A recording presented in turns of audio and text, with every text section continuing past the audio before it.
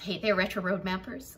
It's Mod Betty, and I've never done a video like this before, but I've also never been in a pandemic before. So this is actually not necessarily retro travel inspired, though it kind of is, but it's more like retro collectibles thing. It's a special video going out by request to my friends Peter and Candi, because they were on my Facebook Live yesterday where I showed people some of my Snowdome collection. Snowdomes. I love them. I got a bunch of them. And Peter was telling me that he has one from south of the border that he was wondering how he could replace the water and kind of doll it up.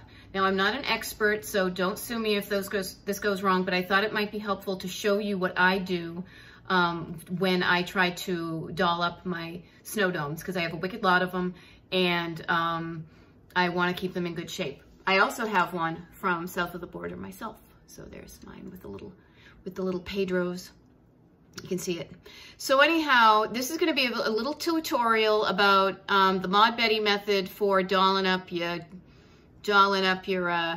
Shakos here. I often call them Shakos. So first thing is you need a few instruments. What you basically should be is you should be near your sink, because you're going to fill it with water in a little tiny stream like that.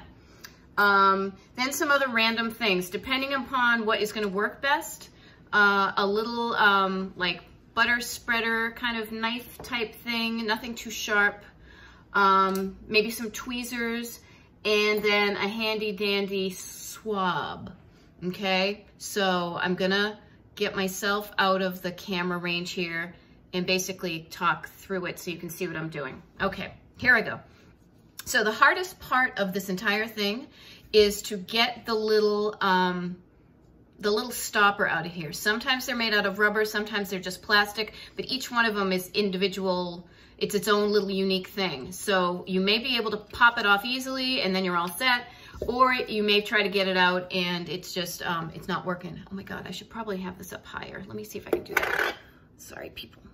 Work in progress. Pretend it's a live video. Okay, well, actually that makes it worse. Never mind. All right, checking it out. Sometimes you won't be able to get them off, so don't ruin your Shakos. Don't ruin your snow globes. Don't ruin your snow globes, okay?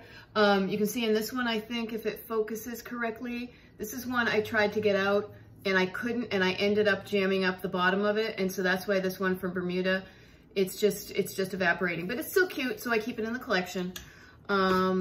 And so, yeah, so I thought what I would do is work on this one that has Spam in it. I got this from, I actually have two of these. I got one of these from my friend Susan, and I got one of these a million years ago, but it needs a little bit, looks kind of dusty. I had it on the top of the stove, and it could use some water in it as well. So what I usually start to do is I'll take the little, I'll take the knife or whatever, and I'll see if I can get around it. Now this one has a little collar around it, so I'm not gonna be able to use the knife. So I'm gonna try to see if I can use the tweezers. Oh, I got an edge, I got an edge. And then I'm picking it out. Can you see that? Just ever so gently, because you're gonna need to put it back in there. And yeah, save this along the side. Now, had I taken a look in this before, I would have maybe noticed if there was some, like, I don't know if it's the official term, but I call them floaties, like little weird, whatever that has gotten in there. If I have those, what I will do is I will take the swab and I will poke it in here, and I'll almost like go fishing for them. Like I'll hang it out there and I'll look for, let me see if I can do that. You know what I mean? I'll be like, got any floater crappy things there, you know, or sometimes if I'm able to, I can clean it off a little bit. This one looks okay, so I don't have it, but if you ever have any floaties in there, go fishing for them using your swab and then pull it out. But it looks like this one only needs a little bit of water. And so then all I do is I take the faucet here, right? And I put it on that really, almost like, not such a drip, really thin. Ooh, that looks nice. And then I also turn it so it's kind of in this direction to get the most in it you can. You don't want to fill it up all the way. Oh, and you have to do it like sometimes a bubble happens. So just get it kind of in the middle there. And then, oh, stop it, bubbles. And you just kind of fill it until it looks pretty good. You can put your finger over it and say, yeah, that looks pretty good. And then you pop that back on.